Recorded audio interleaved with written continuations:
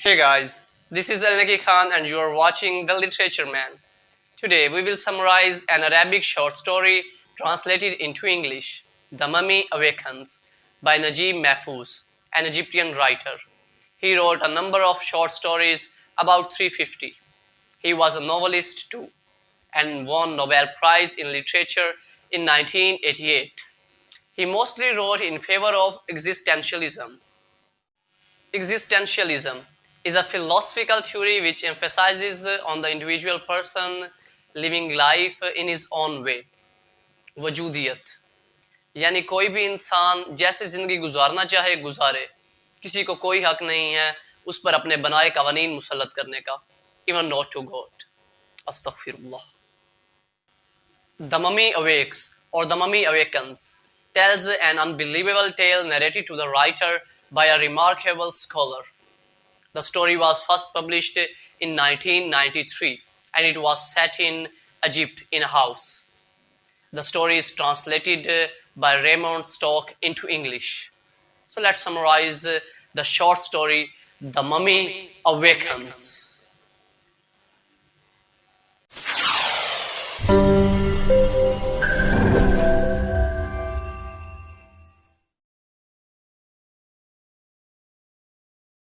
There are only 3 or 4 characters in the story.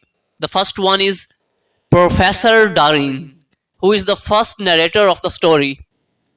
He sees story with his own eyes and then tells it to others, to other people, and one of them is the narrator of the story. It's mean نجیب محفوظ یہ story قلم بند کرتا ہے اور ہم تک پہنچاتا ہے. اس رائٹر نے نجیب محفوظ نے اس فرضی کہانی کو حقیقت کا روپ دینے کے لیے نریٹر انٹو نریٹر کی ترکیب استعمال کی ہے. وہ کہتا ہے کہ پروفیسر ڈارین نے یہ کہانی خود اپنی آنکھوں سے دیکھی اور پھر آگے 2 لوگوں کو بتائی اینڈ دین ان میں سے ایک نیریٹ کر رہا ہے. The second character is Mahmoud Pasha. He is a rich man in upper Egypt. He is a perfect example of rich French culture. His house has been adorned with paintings, statues and pieces of art. اس کے زیادہ تر دوست French ہیں. That's why he is often called Francophile, a person who loves French and French things and people. Pasha is described as a person that is 3 in 1. A Turk in origin, Egyptian by nationality, and Frenchman by heart and mind.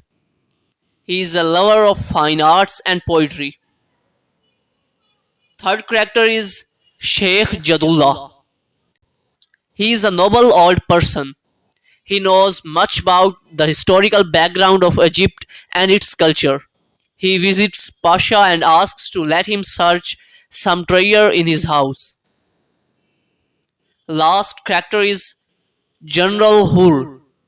General Hur is described as a dead man who died thousands of years ago. His mummy is sleeping in a secret tomb under Pasha's house.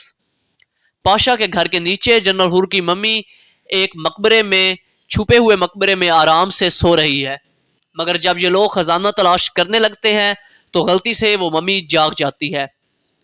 And then that mummy addresses to them. وہ ان سے بات کرتی ہے. So these were a few characters. Now let's summarize the story. The main themes of the story are injustice in Egyptian society, blunders in Egypt, treatment of upper rich class with the poor. ایک دن professor ڈارین اور ان کے 2 دوست Egypt میں پاشا کے محل کا visit کرتے ہیں. انہیں وہاں موجود ہر چیز فرینچ ٹیسٹ کے مطابق دکھائی دیتی ہے. وہ پاشا کو یہ مشورہ بھی دیتے ہیں کہ کیوں نہ اس پیلس کو، اس محل کو فرینچ میوزیم میں تبدیل کر دیا جائے. پاشا ایگریز کہ وہ یہاں فرینچ طرز کی مزید اشیاء لے آئے گا اور اس محل کو فرینچ آرٹ سے بھر دے گا، مگر جہاں تک بات ہے میوزیم کی تو وہ ایسا کچھ نہیں کرے گا جس سے ایجپٹ یا ایجپٹینز کو کوئی فائدہ ہو، کیونکہ یہ پیزنٹس تھے، غریب کسان تھے جنہیں کوئی رائٹ نہیں ہے اتنی عالی شان جگہ میں داخل ہو کر کوئی بینیفٹ گین کرنے کا. اگر یہ محل جہاں سے کہیں جائے گا تو مکمل کا مکمل فرانس جائے گا، ورنہ نہیں. پاشا پر آلریڈی یہ الزام ہے کہ ایجپٹین پیزنٹس کا پیسہ برباد کر چکا ہے، مگر پاشا اسے محض اخبار ایجنسی والوں کا فضول چیخنا چلانا سمجھتا ہے۔ ایجپٹینز سے پاشا کی نفرت کا اندازہ اس بات سے لگایا جا سکتا ہے that Pasha once rejected an Egyptian doctor who had come to ask for his daughter's hand in marriage۔ وہ ایجپٹینز کو ڈومیسٹیکیٹڈ اینیملز کہتا ہے۔ ناؤ پاشا اپنے ان مہمان دوستوں اور پروفیسر ڈارن کو باہر گارڈن کی طرف اشارہ کر کے دکھاتا ہے کہ وہاں ایک کھدائی کا کام ہو رہا ہے۔ دراصل 2 روز قبل میرے پاس شیخ جد اللہ نامی ایک رسپیکٹیبل آدمی آیا، جس کا کہنا تھا کہ اس کے روحانی علم کے مطابق جہاں گارڈن کے نیچے بہت قیمتی خزانہ دفن ہے، اس نے میرے زیر سایہ یہاں کھدائی کا کام کروانے کی اجازت طلب کی۔ پہلے تو مجھے بہت ہنسی آئی، مگر بعد میں نے اسے اجازت دے دی۔ ہاں، مگر اس شیخ کے ساتھ میرے 2 اپنے سرونٹ بھی کام کر رہے ہیں۔ یہ سب باتیں پاشا پروفیسر کو بتا رہا ہے۔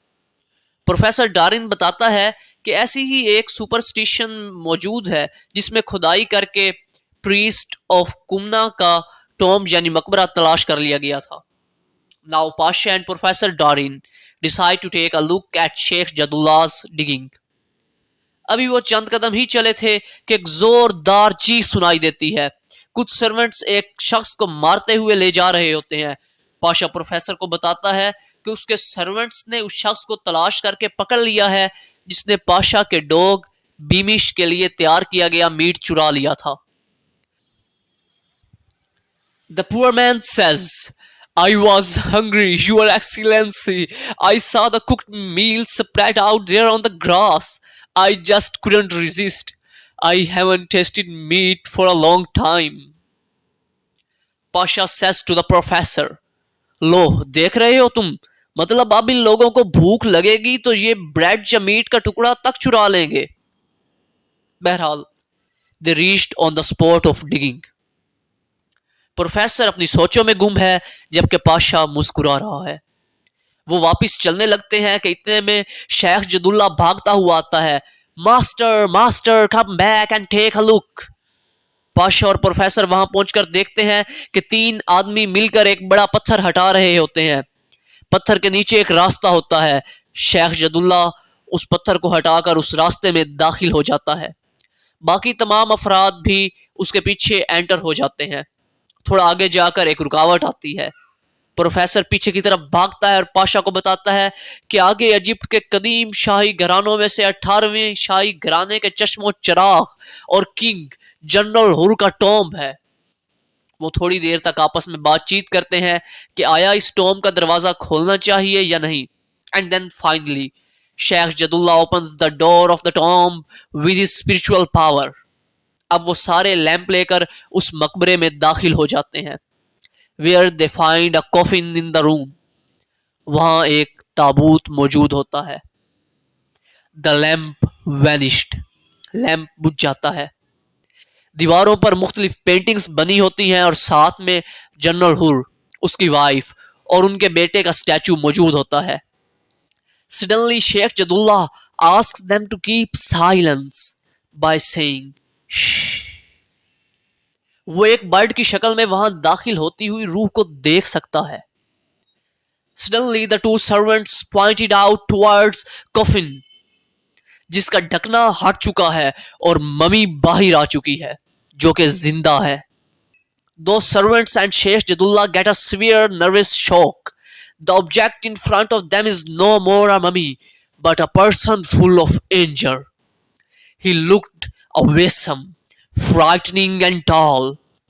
The mummy stares at Pasha with glaring eyes and speaks to him۔ General Hur speaks after a silence of 3000 years۔ He says, Don't you recognize me, slave؟ اے غلام، کیا تم مجھے نہیں پہچانتے؟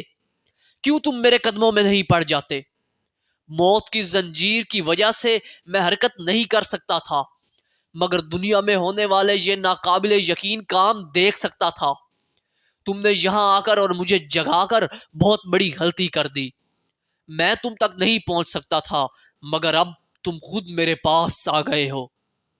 کیوں تم نے ان خداؤں کا شکر ادا نہ کیا جنہوں نے موت کے ذریعے مجھے تم سے الگ کر رکھا تھا. Speak slave, don't you remember how I brought you here from north? یہ تمہاری سفید سکن جو کہ تمہارے غلام ہونے کا واضح نشان ہے. What's happened in the world so that the slaves have become masters and masters slaves?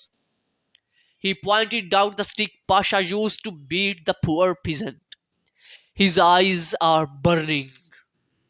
He says, you beat him with this stick because he was hungry?